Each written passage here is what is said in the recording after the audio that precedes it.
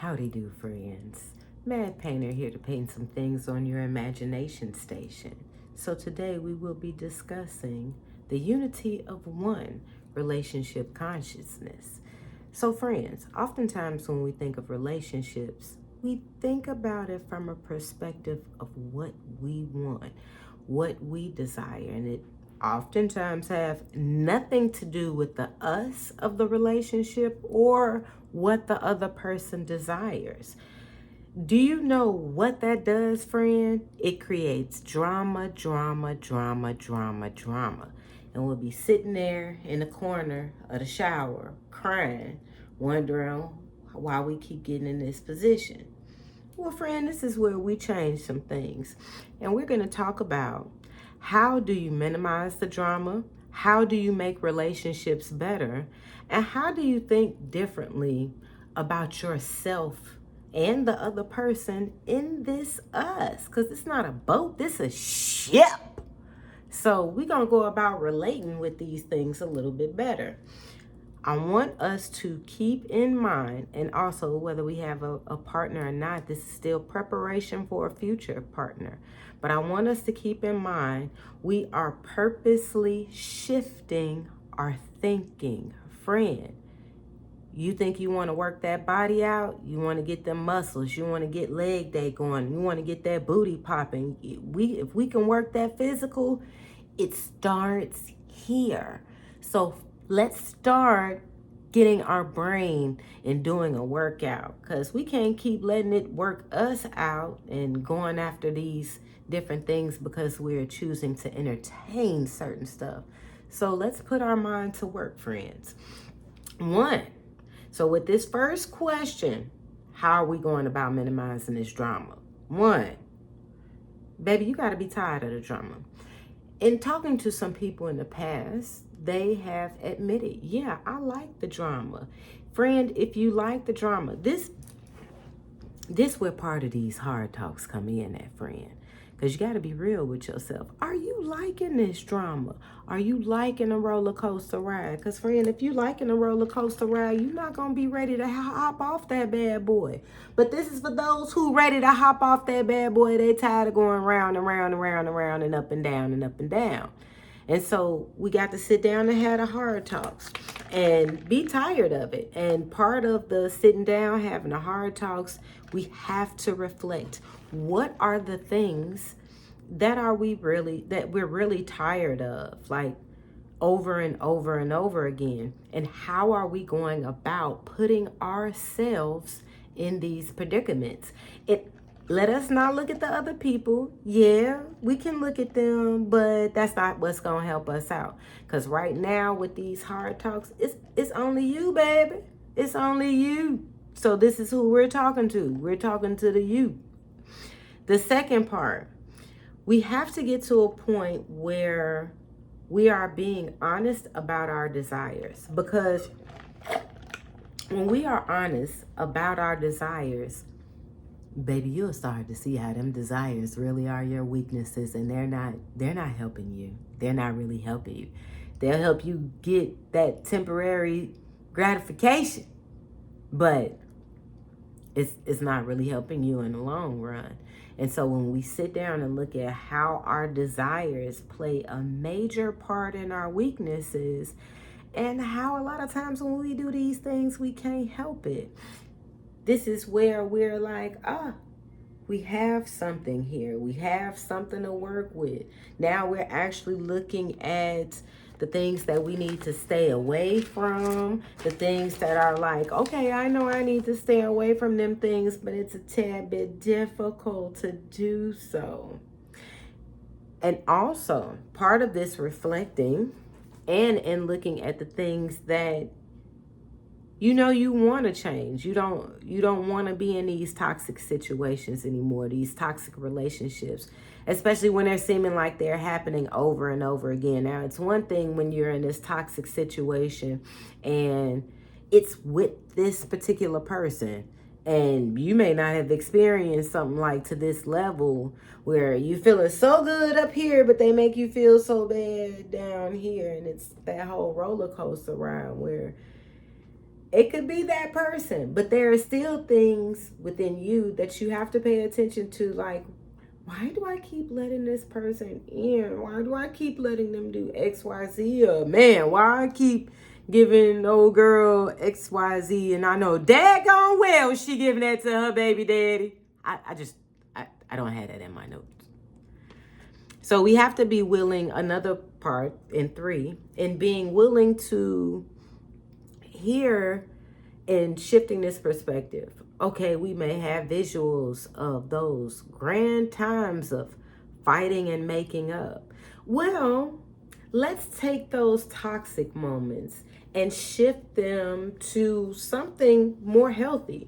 And I mean, you may not be able to do that with that particular person, but in seeing like your dating habits and the type of people that you may have been attracting, let's take a break from all of that. And in reflecting, we taking a break from the distractions, and we're working on bettering ourselves in love in this relationship thing, and how we're going about thinking about this. Because if we're constantly thinking about us, we're not considering the other people.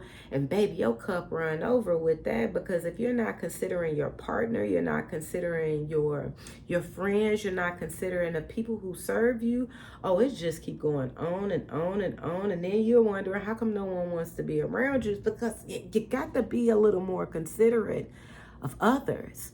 And I mean, that takes a working. It takes a working to get out of selfishness, friend. I too was there. And this is why we're having this talk, because it's levels to these things. And we can even be still talking about how you want to be pleasing to somebody, but it's still from a selfish point of view.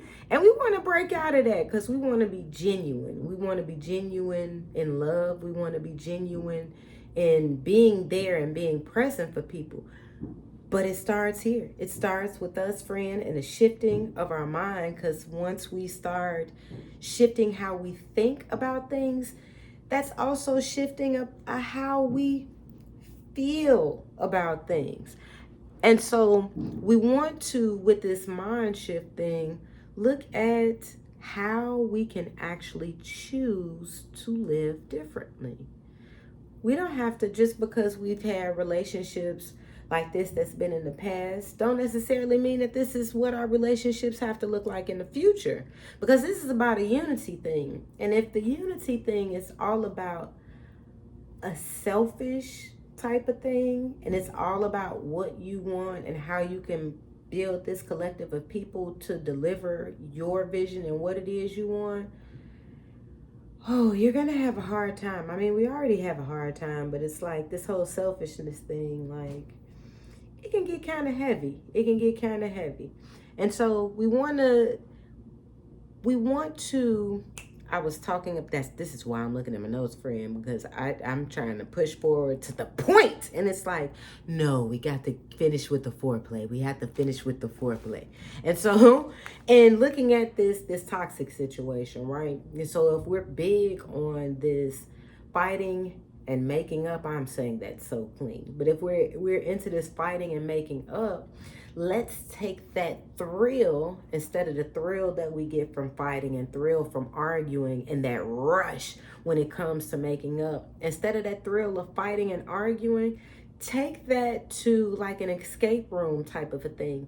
Take it something where the two of you can get a healthy excitement and experience something together, where it's bringing a different type of a bond, a different type of a talk and chatter afterwards, as opposed to an argument, as opposed to a jail bondage, a slavery bondage.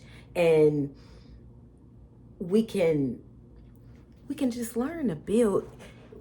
We can learn to build different, because when we are in these, we have to recognize, okay, we like these thrills, we like these things, but it doesn't necessarily have to come from fighting and arguing or starting something or trying to manipulate somebody. It can come from other things too, which can create a healthy togetherness instead of a temporary togetherness, and it's this constant going back and forth and a bunch of confusion. The other part of this, because that's in the toxic, we're getting rid of the toxic and replacing it with the healthy. that is a creative type of a thing. This is where we're learning to be creative. But the bottom line of this is we want to learn the wisdom of love. Because, friend, we think that because we feel a certain type of way physically, on the inside feel a certain type of way, oh, we love this person. And I had to look at what were the different ignorant indications of love, because just because we feel a certain kind of way, it's like, oh, this has to be some type of something, and we don't even know the person. It's just of what we're feeling. There are so many elements combined in that, in how we're picking up on people and what we're feeling. But your physical and your emotional feelings are not concrete when it comes to standing on love. Okay? Keep that in mind, along with we're learning new things all the time. I worded that differently in the beginning, but rewind it, because I forgot what I said. But it's still the same thing. And so I'm looking at how we go about with like this ignorant love, this puppy love, this young teenage type of love. It comes from the looking at the people, the love at first sight. They look some type of way and it's, oh, that was everything that I envisioned.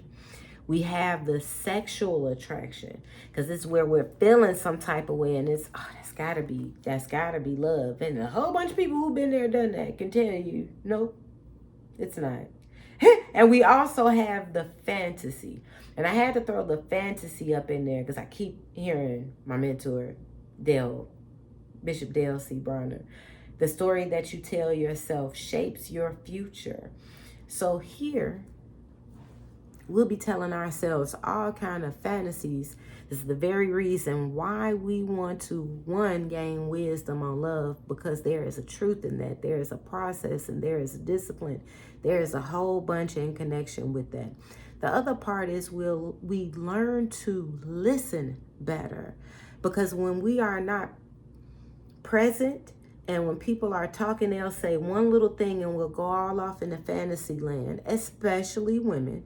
We'll go all off into fantasy land and be thinking, oh, this, oh, he must be my husband. He must be this, that, and the other. And this man or person is not even thinking about that, because it's they seen your eyes go somewhere else. It's like, yeah, they ain't listening to nothing I'm saying. I'm gonna get them draws. I'm just throwing that out there. So we want to know the language of love, know what love is. So in looking at this second question, how do we make relationships better? So we really want to start looking at love, because if we're not looking at love properly, this is how we get manipulated, because we're desperate for love, or we're settling for the wrong people because we're such in a rush for this, or we feel like this, and the passion is burning so strong. I gotta have it right now. It was years down the line. It was like, yeah, I could have waited on that. I ain't even have to have that. And so before we even get to those hurts and pains and dramas and traumas and regrets, we take a sit back and look at love. So, friend, now I'm genuinely asking this question. This question is not up for debate. And this came from a Facebook post. And I hadn't thought about it before, but I realized it came from seeing this person's Facebook post over time and observing the multiple things that they posted. And so it came about with this Christ consciousness. How does this have to do with anything that I'm talking about? Everything. And so I want to know,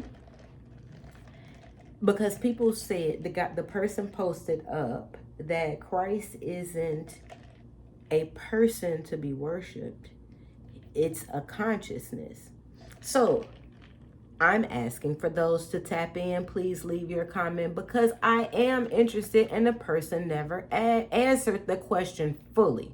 The original answer was, you look into yourself, you tap into yourself. How do you do that?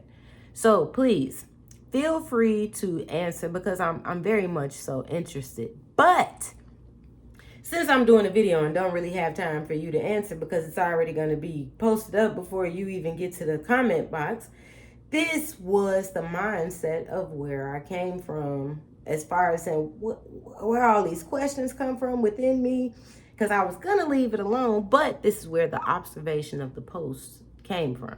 So along with this Christ consciousness, one, this person and a lot of people that I've heard speak of this Christ consciousness thing, they do not believe in Christ, do not believe that he was a real person. They believe that this is just some story and some type of person that we are to look at as an example. The other part of it is this person who posted this also mentioned multiple times that Christ and Satan are the same, which was super confusing to me. So again, I have so many questions, but we go back to this consciousness and him not being a real person. If Christ isn't real, because I'm definitely looked at this neutrally, because now is a thing like, I want to know. Again, we are looking at this learning. We're putting ourselves in a place of learning. So in not believing in Christ, not believing that he's a real person and it's just a story, how and why would you want to gain a consciousness of something or one that doesn't exist? That sounds unobtainable. So what I observed, because this is what I observed from with the person, because I asked them and they just said the tap in thing. But once they wasn't answering the questions, I laughed because I was thinking like, okay, do I need to ask ChatGPT? Because I feel like I get more of an elaborate answer. But I still didn't get an answer. So again, this is why I'm posting this here. But yet on the other side of this and going through that on my own and beginning this page, it started off with as if you were gonna seek out your higher self. But as I was praying and working through all of the videos and working through the topics and so forth and so on, and the course, which I still haven't dropped, but it's coming, the course, the Lord was telling me like, no, you have to let them know it's me, because it's not your higher self that you're seeking. So now I'm not going against I still want you to answer this question, because with the Christ consciousness, that's super confusing with me, because why not just say you're seeking balance, peace, unity, or whatever? Why label it as Christ consciousness? Another part is a lot of people who claim that aren't studying Christ. So I kind of looked at that as, now here we go to this relationship thing and this unity and being as one. I looked at that as if somebody was walking around like, yeah, I think like the Mad Painter. I know exactly like how she draw. I know like I'm gonna operate in this thing like me. Haven't talked to me, haven't asked me anything, don't know anything about me, and may have just glimpsed through a couple of the books I may have written or videos or whatever. But yet they say they want my mind and know my thinking. How you haven't even talked to me? So in this relationship situation and in looking at this as coming from a ye are gods, I get the history behind that. But in having a talk with God, baby, when I tell you, when you spend time alone intimately with God, God will reveal some things to you that is mind blowing. But in talking to God about that, he showed me something, and he showed me that when men are looking at themselves as God, they only see themselves. Do you know how alone that is? And this isn't just a man thing. Brothers, please don't think I'm just pointing a finger at you. No, this is a people thing, a human. That's what I mean by the man thing. But when we see that and being like a god or a goddess, you are alone. You are so by yourself. When you first crack that Bible open, God is talking and saying, we're going to make man like us. God is not alone. So, we have this whole thing with God is love, right? Jesus is love in the flesh. Now, you yourself have experienced how hard it is to love the unlovable. I mean, it's easy to kind of love on people who are super lovable. They kind of correct you and to make you love them better. That's where this comes in at. But when it comes to the unlovable people, because it's been plenty of times, baby, I even speak for myself. I've been unlovable, so I know you've been unlovable. I ain't want to say you first to make it seem like you've been unlovable. We all have been unlovable. And so in seeing that God wants to have a relationship with us, we'll just say love, because I understand this, the mystery of it all can be confusing. So we'll just look at it as love. Love loved us so much. Love wanted to be even closer. And it's like, you know, I get love isn't something that you can really describe. It's something that you could feel, because it's like a level of things to this thing. But love wanted to be so close to you. Love was like, I want to be right here with you. I want to be so close to you that I want to be within you. Just like your soul is within you, I want to be knitted within your soul so that you understand where I'm coming from, because I already understand where you're coming from. So I want you to understand where I'm coming from. Because even though you feel like you're alone, I want you to know that there is an us. And so, with this unity of one, friend, I get the religious thing. I get as far as religion being a bondage.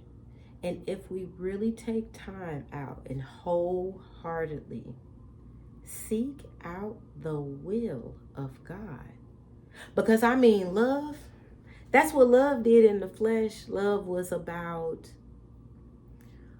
big love up there.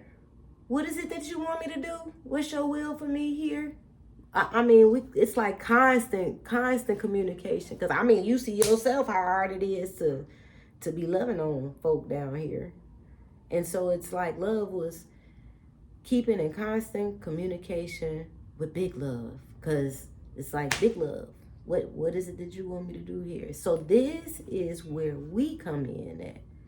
Because love is now all together, and now we can do that same thing here and joining up with the love that walked this earth that is still living. And I mean, he loved us so much. I mean, that heart pumped that blood, that pure blood.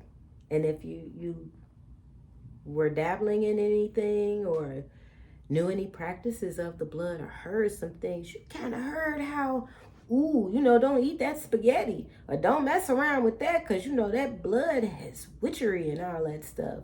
Well, yeah, Christ got all that covered. All that covered. So this is why we want to take some time out and sit down and read, because it's not a consciousness thing.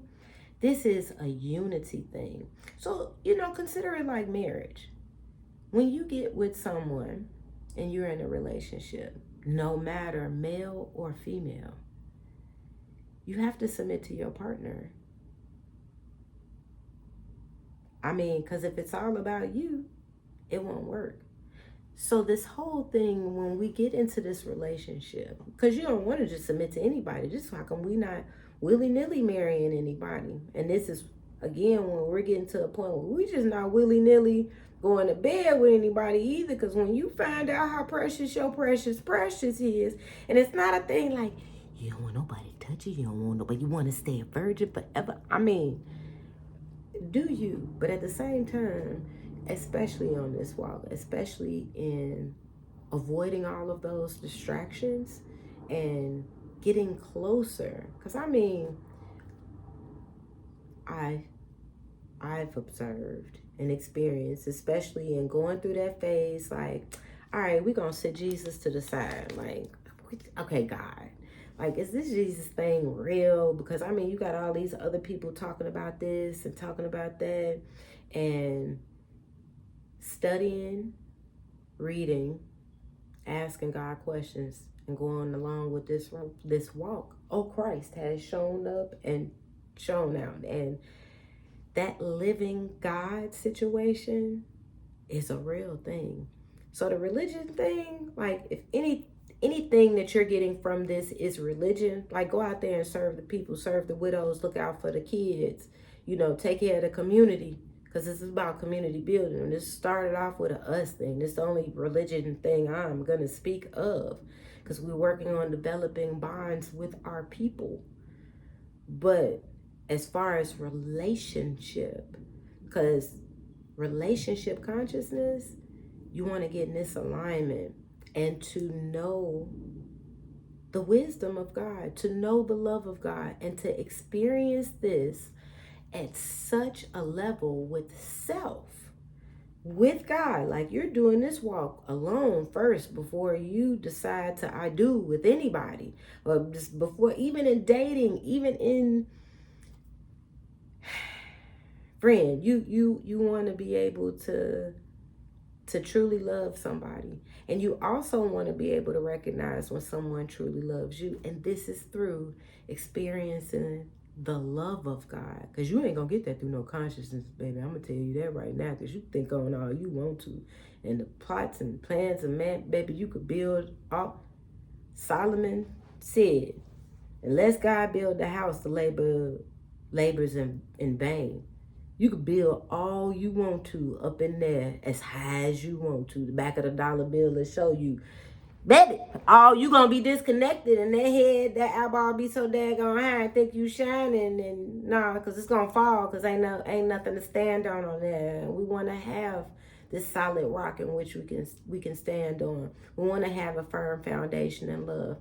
And the other part of this God experience and this relationship, God approves his word. And as far as what you can do all things through Christ who strengthens you, it's in this relationship. And when you get in this walk, in this relationship, like that whole manifestation thing, like, you're looking to manifest things in which you imagine and how you see. When God tells you it's going to be bigger than you can ask, think, or imagine, and he shows it to you, you find out it's not a you thing, it's a us thing. And in this unity, there is one. And in this oneness, when you get into alignment, even when you don't know, even when you don't understand, and you got this trust in because you know he loves you, that's what makes all the difference. And that's what really brings the relationship consciousness. Because the Christ consciousness, I mean, I'm still going to be looking for the comments, but I feel like unless you didn't, and I ain't talking about no biblically, knowing just because you didn't did this or something, but I mean, unless you are like continuously every day renewing your mind with this love and in this walk and listening to him presently, because he speaks now, you'll know. I love you. God loves you even more. Experience it, little baby. Experience it. Because when I tell you, because you're going to have to renew your mind anyway. And it's like, you might as well just get to practicing it. Because when I tell you, it is a beautiful, beautiful thing. Because he definitely loves you. So go ahead. You're not in this by yourself. He got you. And let him show you. Like, share, and subscribe. Until next time.